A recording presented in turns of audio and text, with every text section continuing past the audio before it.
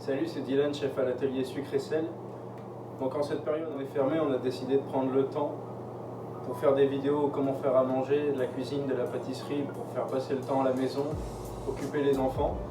Donc aujourd'hui ce qu'on va faire c'est un pain perdu, ou ce qu'ils appellent les anglophones un French toast, avec des bananes flambées et un carpaccio d'ananas.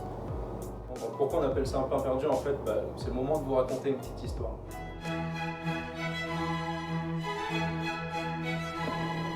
Donc on a appelé ça pain perdu en fait parce que c'était quelque chose qui a été créé pendant les temps un peu plus compliqués, plus difficiles, où manger c'était plus, on va dire, de la survie que de se faire plaisir. Donc en fait ce qu'ils faisaient c'est qu'ils mangeaient par exemple du pain le soir, puis le lendemain, vu que ça avait séché, c'était plus rance.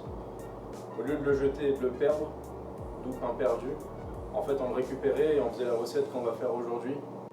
Donc maintenant que vous savez tout ça, parfait, ce soir tout le monde se couchera moins bête. Et on est parti pour faire la recette. Je vais vous montrer les ingrédients d'abord qu'on utilise et après on passe aux étapes. Donc pour le pain perdu, il va nous falloir du lait. J'ai pris du lait de vache, mais ça peut être n'importe quoi. Ça peut être du lait d'amande, du lait de coco, lait de riz, ce que vous préférez, tout fonctionne. Des œufs, du sucre, du pain. Pour le pain, j'ai pris du pain de mie parce que c'est ce qui convient. Tout le monde en a dans les frigos. La seule chose, comme j'ai dit dans la petite histoire, ça doit être du pain sec. Donc soit vous le laissez sécher sur le comptoir, vous le laissez à l'air libre et quand il est sec c'est bon, ou sinon vous le passez un petit peu au toaster pour enlever l'humidité qui est à l'intérieur. Donc ne le faites pas complètement brun, juste qu'il soit sec mais un peu moelleux à l'intérieur encore. Et une petite touche de rhum pour la recette d'aujourd'hui. Donc évidemment pour les enfants, mettez-en plus, au moins ils feront une sieste l'après-midi et ça vous soulagera pour votre quarantaine. Donc au niveau des fruits pour mettre sur le pain perdu, pour les bananes flambées, on va avoir besoin de bananes forcément, de sucre pour faire le caramel et du rhum pour pouvoir les flamber après. Et on va prendre un ananas frais pour faire le carpaccio. Si jamais vous vous demandez à quoi elle sert la petite tasse, à rien, c'est parce que j'ai soif. C'est un petit coup de pub. Si vous pouvez m'offrir des cafés, Timmy, ce serait cool, merci. Donc au niveau du matériel, ce qu'il va nous falloir c'est un saladier, un fouet, une poêle, et ça prend pas plus que ça. Donc vraiment c'est très avantageux, ça prend pas beaucoup de temps, on va dire 25-30 minutes en tout pour la recette. Pas beaucoup de matériel, donc pas grand chose à nettoyer. Ça pareil, faites-le faire à vos enfants, ça vous fera gagner du temps. Donc maintenant que je vous ai présenté tous les ingrédients, on va pouvoir commencer la recette. Pour ce qui est des pesées, comme je l'ai dit, tout sera sur notre site, je vous mettrai le lien dans la description. Ou sinon si c'est sur Instagram, vous pourrez simplement swipe up et vous serez directement sur la page. Donc ça y est, on est parti pour faire le mélange. Donc on va commencer par casser les œufs. Les œufs, faites attention, mettez-les toujours dans un contenant, que ça ne touche pas le pain ou un autre ingrédient. On sait tous que l'œuf, ça ne sort pas de la bouche de la poule. Mais d'autre part, donc pareil, cassez les œufs toujours dans un petit contenant avant de mettre dans le saladier final. Sinon, s'il y a des petites coquilles ou quoi, vous allez devoir tout jeter. Parce que pareil, c'est pas super de se retrouver avec des coquilles qui sortent d'où on sait. Donc on met nos œufs. Derrière ça, on va rajouter le sucre. Et là, on va commencer à fouetter énergiquement. Jusqu'à que le mélange y blanchisse un peu. En fait, ça va servir à dissoudre le sucre.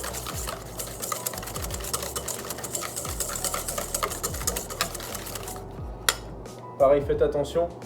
Quand vous mettez le sucre, il faut mélanger de suite parce que le sucre, en fait, il va commencer à cuire le jaune d'œuf et ça va faire des petits grumeaux après. Donc une fois qu'on a mélangé les œufs et le sucre, on va pouvoir incorporer le lait.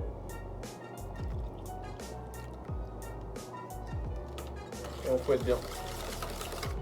Attention à bien fouetter, qu'il ne reste pas de l'œuf. Sinon, quand vous allez le cuire, vous allez avoir un goût d'œuf et c'est pas super.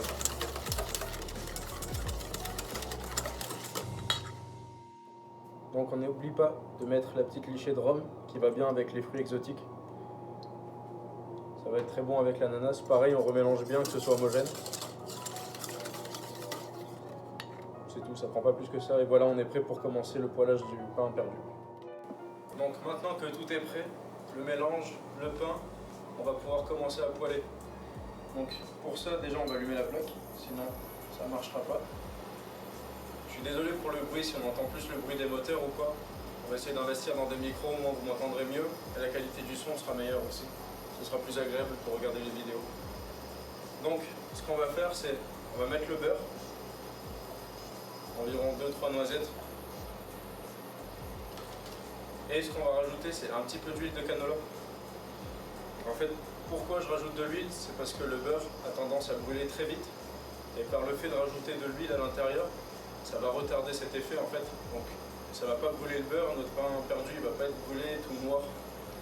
Il aura juste les bonnes couleurs, il sera bien toasté et il sera parfait. Donc là on attend que le beurre fonde. Hop, on va l'aider.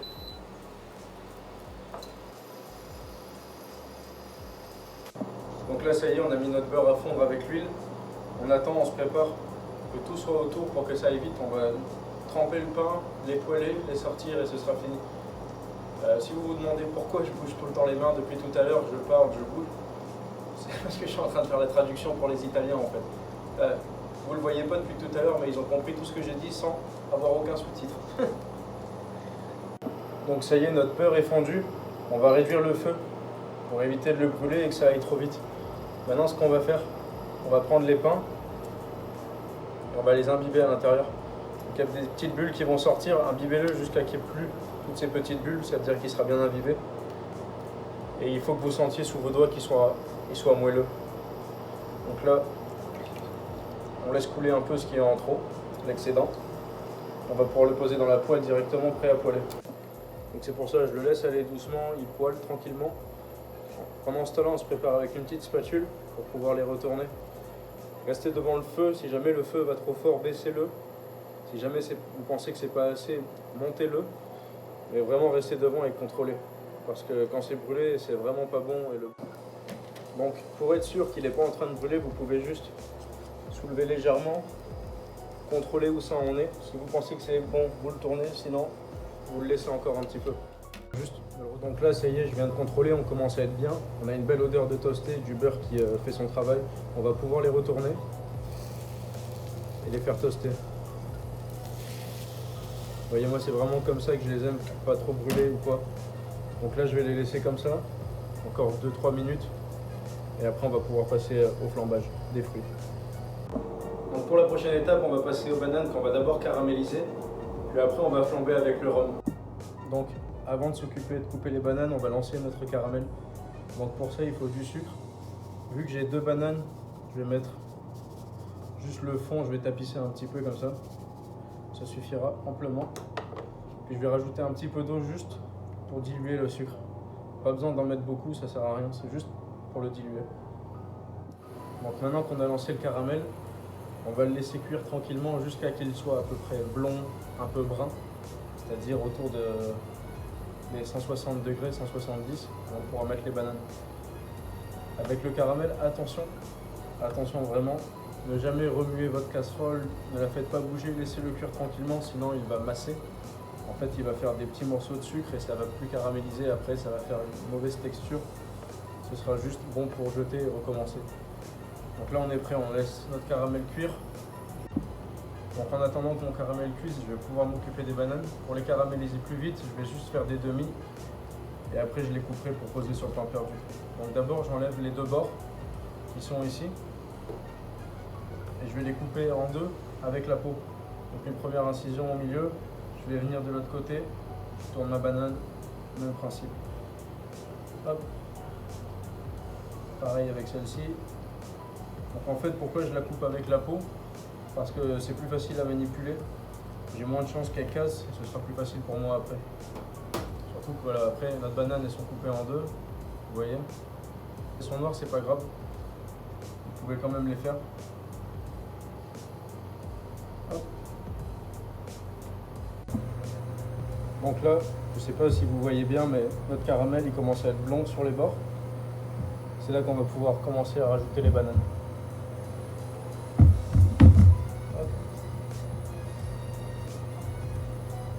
Donc on pose délicatement les bananes. Attention à ne pas mettre vos doigts dans le caramel, c'est très chaud. Là on doit être sur une température de 165, 170 à peu près, on va monter jusqu'à 180. Donc vraiment ne mettez pas vos doigts dans le caramel, vous allez passer un mauvais moment.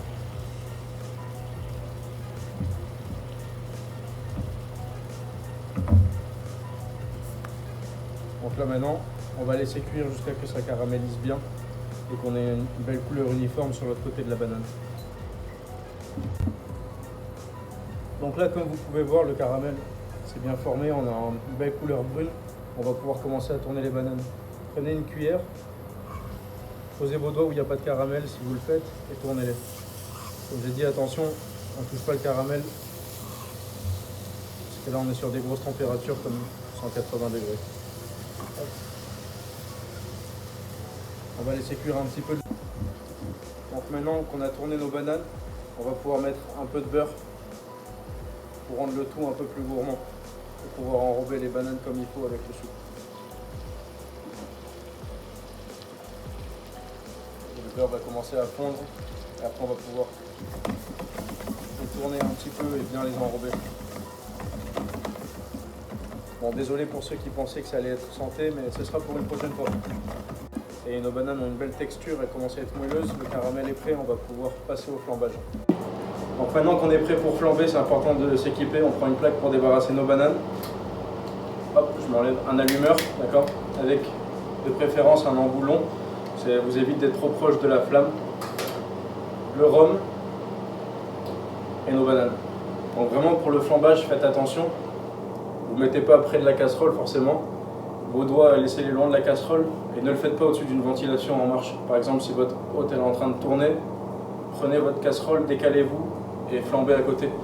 Parce que les risques, c'est que les flammes rentrent dans la hotte, puis avec la graisse, on connaît la suite et on ne veut pas que ça arrive. Donc, ça y est, notre caramel est chaud, nos bananes sont chaudes. Faut vraiment, c'est important que tout soit chaud, sinon ça ne va jamais flamber. Pour la petite info, à quoi ça sert de faire flamber?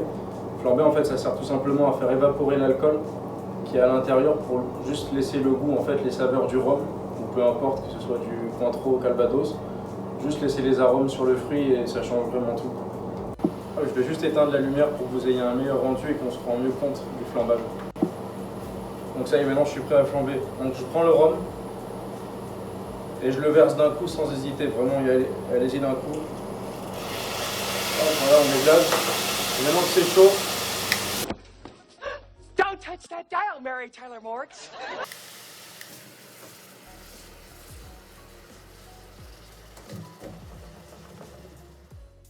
Donc ça y est, tout est prêt, on a flambé.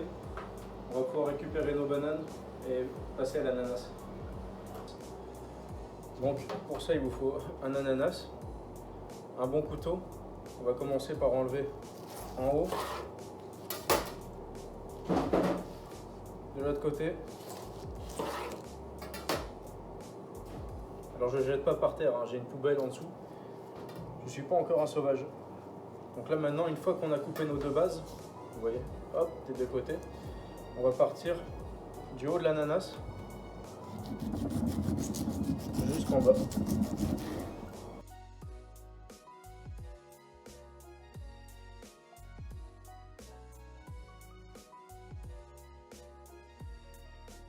Donc ça y est, mon ananas est nettoyé. Je vais pouvoir couper. Donc tout d'abord, je vais enlever le cœur qui est au milieu, parce que c'est vraiment dur, c'est pas super à manger. Donc je coupe en 4. Voilà. Hop. Et je vais enlever en fait toute cette partie là qui est dure en fait. C'est le cœur de l'ananas, et c'est pas vraiment bon à manger. Donc avec mon couteau, je vais m'aider. Et voilà. Donc ça c'est le cœur qui était sur l'ananas. Donc voilà, on a enlevé le cœur et l'ananas, c'est ce qu'on peut manger. Donc je vais prendre mon ananas et le tailler dans le sens de la longueur. Attention à vos doigts, d'accord? Hop, tout doucement on fait attention. Et vous voyez, on essaie d'avoir une épaisseur, vraiment quelque chose de fin pour faire un carpaccio. Vous voyez, je peux voir mes doigts au travers, je peux le plier. Ça c'est la taille idéale. Donc on va pouvoir passer au dressage. On sait tous que le pain perdu c'est quelque chose de pas très joli dans l'assiette. Ça donne pas très envie quand on le regarde. Donc on va s'amuser à le rendre un peu plus joli.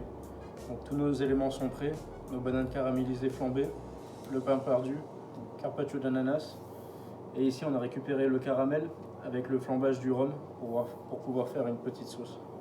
Donc on va commencer. On va poser le pain au fond.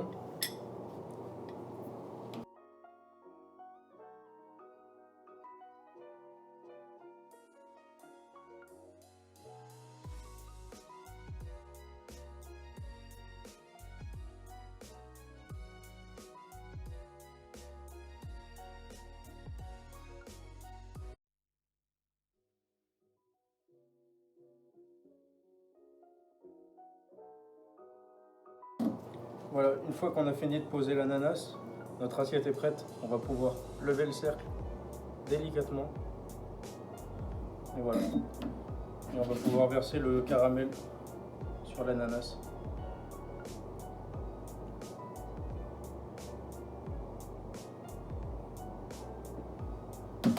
Et voilà, notre pain perdu, banane flambée, carpaccio d'ananas et caramel au rhum. Bon appétit! Encore une fois, merci beaucoup pour avoir regardé la vidéo. J'espère qu'on pourra se voir un jour directement à nos ateliers, ici, à l'atelier Sucre et Sel. Ça nous ferait vraiment plaisir. Ciao, bonne journée.